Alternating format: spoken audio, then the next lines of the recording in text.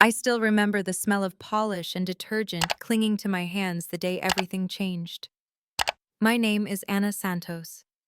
I'm 28 years old, and for the last 8 months I've been cleaning offices in one of Chicago's tallest glass towers.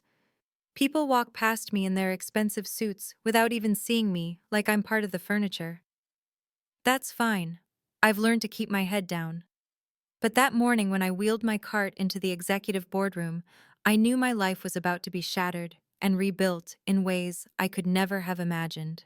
David Miller, the CEO, sat at the head of the table, pen poised to sign a contract that would make headlines. Billions were on the line. Sterling Corporation Leandro, his best friend and partner, and a room full of men in tailored suits were buzzing with anticipation. I was supposed to empty the trash quietly, unnoticed, invisible as always. But when I bent near his chair, I couldn't hold my silence anymore. My voice shook, barely a whisper. Don't sign. It's a trap. For a split second, I thought I had gone insane. Who was I to interrupt a man like him? But I had overheard too many late-night conversations, too many whispers behind closed doors. I had seen the forged papers, the altered clauses, the numbers that didn't add up. And though I knew speaking up could cost me everything, I couldn't watch him ruin his life with one stroke of ink. David froze, his pen slipping from his hand. He looked at me like I was a ghost. What he whispered. But before I could say more, I straightened, picked up the trash, and walked out like nothing had happened. My heart was pounding so loud it drowned out the click of my cartwheels. Minutes later, he followed me down the hall, his footsteps quick, commanding. You, with me, now! His voice was sharp, suspicious. He dragged me into a break room, shut the door, and stared at me with the weight of a man whose entire empire was on the line. His eyes burned into mine. Explain. And convince me you're not completely insane. I should have been terrified. Instead, I felt strangely calm. Maybe because I had already accepted the risk. They're setting you up, I said, my voice trembling but firm. Sterling. And your partner, Leandro. The contract transfers hidden debts, you'll lose everything. He laughed bitterly at first, but then his face shifted, his jaw tightening as if some part of him recognized the truth in my words. Do you have proof? He demanded. I do. Screenshots, photos, recordings. Meet me here tonight at 7. If I can't convince you, fire me on the spot. He studied me for what felt like an eternity. My entire future, my sister's fragile health, my one steady paycheck, all of it hung in that silence. Finally, he nodded. 7. Bring everything. When he walked back into that boardroom without signing, I knew my world had tilted. And later, at 7 sharp, I was there waiting with my backpack, my hands trembling as I scrolled through the photos.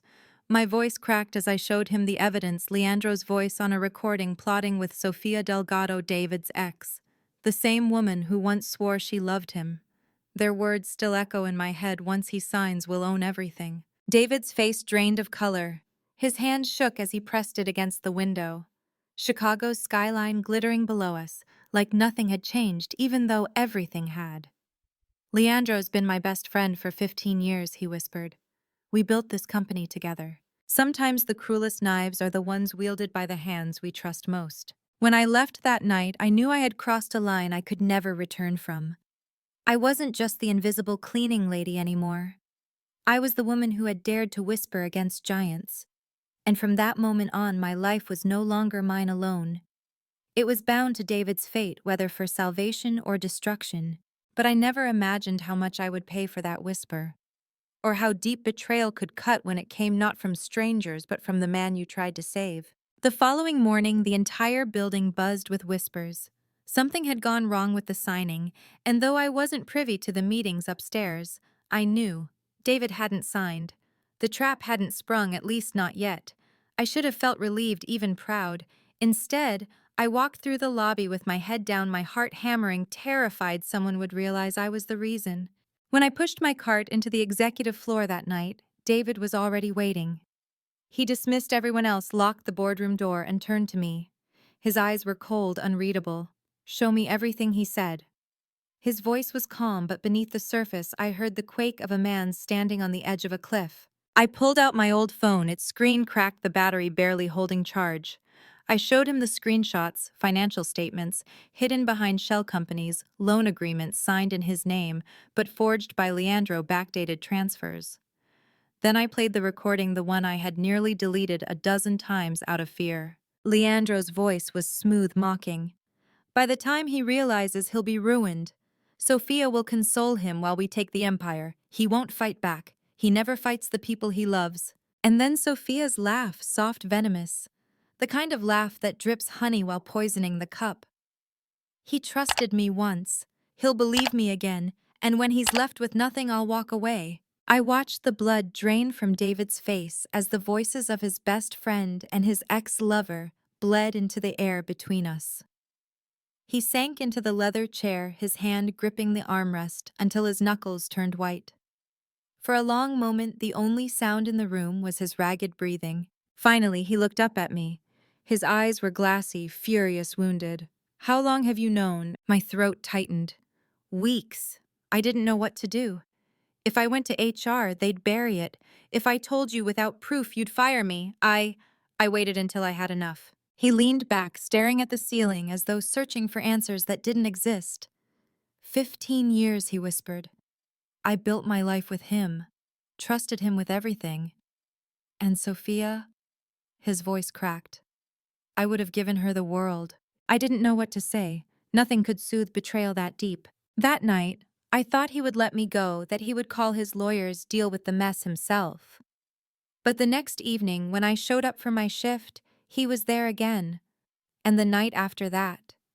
He began asking me questions not just about the documents, but about me, my life, my family.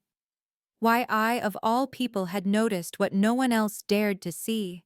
At first, I kept my answers clipped. My sister's sick. I needed this job. I pay attention because I can't afford not to. But he pressed gently, and little by little, the walls I had built around myself began to crack. I told him about Sophia, my younger sister, barely 23, fighting kidney disease. About the hospital bills stacking up like tombstones. About the nights I went without eating so she could. About how I ended up cleaning offices because no one else would take me, and how invisibility had become my armor. His eyes softened in those moments, though his voice stayed steady. "You saved me," he said once, staring at the skyline beyond the window. "And you have no reason to care. Why?" I swallowed hard. "Because I know what it's like to lose everything. I couldn't let you walk into that blind." For the first time, I saw something shift in him. The arrogance cracked, revealing a man who was not just powerful but broken. A man who had built walls as high as mine, only with marble instead of dust. But saving him came at a cost I hadn't foreseen. Word spread quickly through whispers and glances that David no longer trusted Leandro. Sterling grew restless, and one night as I walked to the train after my shift, two men cornered me in the alley. Their suits were too clean, their smiles too sharp. "You talk too much," one of them sneered, slamming me against the wall. My breath caught as pain shot down my spine. They didn't rob me. They didn't touch my money or my bag. They only left me with a warning, a bruise blooming across my cheek, and the certainty that I had painted a target on my back. When David saw me the next evening, his face darkened with something I'd never seen in him before, rage mixed with guilt. "Who did this?" he demanded. I shook my head. "You know who." He turned away, fists clenched. "They think they can scare you. They think I won't notice. They don't know me anymore." In that moment, I realized something terrifying. I wasn't just a cleaning lady who had whispered a warning. I had become part of a war between titans, and wars leave no one untouched. The bruise on my cheek lasted for days, a constant reminder that I had crossed into a world where whispers could kill. Every time I pressed a cold cloth against it, I asked myself if I should run, quit the job, disappear, take my sister, and vanish before the storm swallowed us whole. But something stronger than fear kept me rooted: anger. I had watched men like Leandro and women like Sophia crush lives under their heels for power, pretending loyalty while carving daggers behind closed doors. I couldn't let them win. Not this time. David's reaction to my injury was not what I expected. He didn't lash out at me for drawing attention, nor did he drown himself in fury at Leandro. Instead, he grew quiet, almost calculating, like a storm gathering beneath a calm sea. "They think betrayal is strength," he murmured one night, staring into his untouched glass of whiskey. "But betrayal only creates ghosts, and ghosts never let you rest." I didn't understand what he meant until later, when he finally told me the truth. He had grown up with Leandro. They had shared schoolyard fights, late-night college schemes, and the wild ambition of men who thought the world owed them everything. But buried beneath that brotherhood was rot. I trusted him. David confessed, his voice breaking, because he knew my secret. And I thought if he knew, he'd never turn on me. The secret unraveled slowly, piece by painful piece. Years ago, David's father had built Miller Enterprises through deals soaked in corruption. Leandro knew about the falsified ledgers, the offshore accounts, the lawsuits silenced with money. When David inherited the empire, he swore to clean it. But the stain of his father's sins never washed away. And Leandro had kept the proof, the kind of proof that could ruin David in a heartbeat. That was his leverage all these years. That was the leash. And now, with Sophia at his side, Leandro wasn't content with control. He wanted it all. I should have pitied David. Instead, I felt fury boil in me. He was flawed, yes. Broken, yes. But I had seen enough to know he was trying to claw his way out of the shadows. And they wanted to drag him back down, not for justice, but for greed. The day of the board's emergency meeting was the day the war truly began. I was cleaning on the lower floors when Stephanie, David's assistant, rushed to me. "He needs you. Now."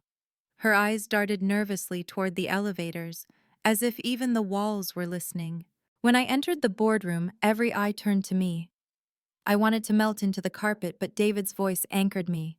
"Anna has something you all need to hear." My knees nearly buckled. He hadn't warned me. He was throwing me into the fire. Leandro smirked across the table, his perfect teeth gleaming like a wolf's. Sophia sat beside him, elegant and venomous, her eyes narrowing with recognition. She knew me. She remembered the cleaning lady who had walked past her hushed conversations in hallways. With trembling hands, I placed my phone on the table and pressed play. The recording filled the room. Leandro's voice, confident and cruel, plotting David's downfall. Sophia's laugh, syrupy, sinister, sealing the betrayal. The silence that followed was suffocating. Faces blanched, jaws clenched. For the first time, Leandro's mask cracked. "This is fabricated," he snapped. "She's lying. She's a nobody." David's gaze never wavered. "A nobody who saw through you when I didn't." His voice was sharp enough to cut glass. The board exploded with murmurs, accusations flying like daggers. And in the chaos, Sophia leaned across the table, her whisper slicing through the noise. "You always needed someone to save you, David. First me, then her. Pathetic." It was then I realized this wasn't just about money or power. This was about revenge. Sophia had never forgiven David for walking away from her years ago, for choosing his company over her heart. She hadn't just wanted to ruin him, she wanted to break him piece by piece until nothing remained. The meeting ended in uproar. Security called to escort Leandro and Sophia out, as they shouted threats of lawsuits and retribution. But the damage was done. David's empire was shaking, his trust in ruins. And me, I had painted an even bigger target on my back. That night, as I walked to the train, I felt the weight of every shadow pressing in. I clutched my bag tighter, half expecting another attack. Instead, a black car pulled up beside me. The window rolled down and Sophia's face appeared, framed by diamonds and venom. "You think you've won," she said softly. Her smile was terrifying in its calmness. "But you don't know him. You don't know what he's capable of. When he's finished using you, he'll throw you away, just like he did with me." The car pulled away, leaving me trembling on the sidewalk, her words echoing in my skull. I wanted to dismiss them as lies, but a darker truth gnawed at me. What if she wasn't entirely wrong? I barely slept after Sophia's warning. Her words clawed at me, twisting in the dark corners of my mind. When he's finished using you, he'll throw you away, just like he did with me. I wanted to believe she was only trying to poison me, another cruel tactic to make me doubt. But deep down, I couldn't ignore the part of me that asked, what if she was right? David called me the next morning. His voice was rough, frayed, like rope pulled too tight. "Meet me at the penthouse," he said. "No explanation, no warmth, just an order." No. When I arrived, the place was in disarray. Papers littered the floor, whiskey glasses shattered in the corner. David stood by the window, his tie undone, his eyes bloodshot. He looked less like a CEO and more like a man unraveling at the seams. "They're suing," he muttered, turning toward me. "Leandro and Sophia. They're claiming slander, defamation, breach of trust. They'll drag me into the mud, and if those old files of my father's come out..." His voice broke. "Everything I've tried to build will burn." I wanted to reach for him, but he was pacing, consumed. "You don't understand," he snapped suddenly, his voice sharp. "They don't just want my company, they want me ruined. And they'll use you to do it." His eyes cut into me, suspicion flickering there. "How do I even know you're not working with them?" The words sliced through me. For a moment, I couldn't breathe. After everything I'd risked, everything I'd given, he looked at me and saw betrayal. I wanted to scream, to tell him I had scars on my body because of this, that I had chosen him over safety, over survival. Instead, my voice cracked. "If I wanted to betray you, David, I wouldn't have saved you in the first place." The room went silent. His shoulders sagged, the fight draining from him. He sank into a chair, his head in his hands. I don't know who to trust anymore. I should have walked out then. I should have left him to fight his battles. Because Sophia was right. I was nothing to him but a pawn in a larger game. But when I looked at him broken, haunted, I saw something else. A man so used to betrayal that he had forgotten what loyalty looked like. And against all reason, I wanted to prove him wrong. The next week was a blur of depositions, lawyers, and board meetings that felt more like battlegrounds. I stayed in the shadows, watching as David fought tooth and nail to hold on to what was his. But behind the polished suits and sharp words, I saw the toll it was taking. He barely ate. He barely slept. And every time his eyes flicked toward me, I saw the war inside him, trust battling suspicion, hope battling despair. One night, as I was leaving the office, I found an envelope slipped into my locker. No name, just a single word on the front proof. Inside were copies of the very documents David had feared, the old ledgers, the falsified accounts, evidence of his father's corruption. My stomach dropped. If these were leaked, David wouldn't just lose his company, he could lose everything. There was a note at the bottom scrawled in familiar, elegant handwriting. "Give these to the press. Watch him fall. You'll be free." Signed, Sophia. My hands shook so hard I nearly dropped the papers. The offer was clear. Revenge wrapped neatly in manila paper. The chance to strike back at the powerful men who had ignored me all my life. The chance to be free from his shadow, his doubts, his world of glass towers and blood money. But freedom at what cost? I went to the penthouse that night, the envelope heavy in my bag, my heart heavier still. David was sitting in the dark, the city lights painting his face in fractured gold. He didn't look up when I entered. "They'll destroy me," he said quietly. "And maybe I deserve it." Something in me snapped. I pulled the envelope from my bag and slammed it on the table. They already tried, and they wanted me to help finish the job. His head shot up, eyes wide. Slowly he reached for the papers, flipping through them with trembling hands. His jaw tightened, fury and fear warring on his face. Then he looked at me. Really looked. And for the first time since this nightmare began, I saw gratitude. "You could have sold me out," he whispered. "Why didn't you?" Tears burned my eyes. "Because I know what it's like to be betrayed by the people you trust. I wouldn't do that to anyone, not even you." The silence that followed was heavy charged. In that moment, something shifted between us. Not love, not yet, but a bond forged in fire and betrayal and survival. Still, Sophia's words lingered like poison in the back of my mind. "When he's finished using you, he'll throw you away." And as I left that night, the thought that haunted me wasn't whether I had saved David. It was whether saving him had doomed me. The day of the trial came like a storm. Reporters swarmed the courthouse steps, cameras flashing, microphones shoved into faces hungry for scandal. Miller Empire. Crumbling, the headlines screamed, "Best friend turns foe." And somewhere in the shadows, Sophia smiled, dressed in black like a widow at a funeral, except she was mourning nothing but his downfall. I sat in the back of the courtroom, my hands clenched in my lap, heart pounding with every accusation hurled across the aisle.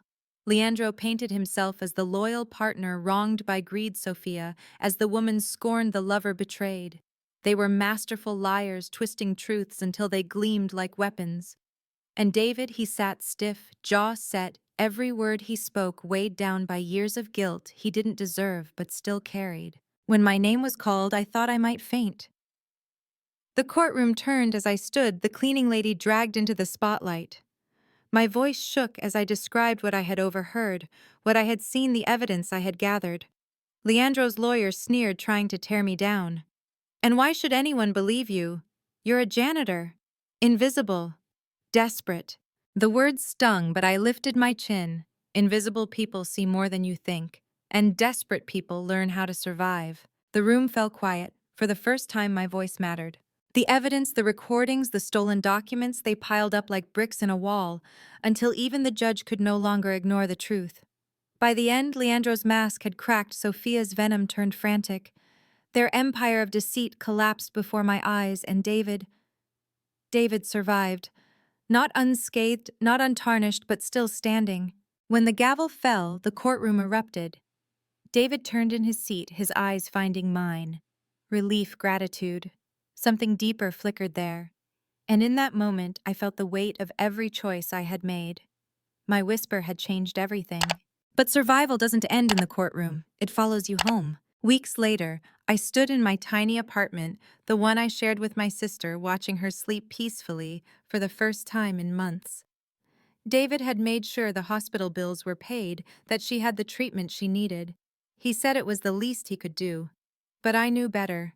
It was his way of saying thank you without admitting he owed me his life. When he came to see me one evening, dressed not in his usual armor of a suit, but in a simple shirt, he looked almost human.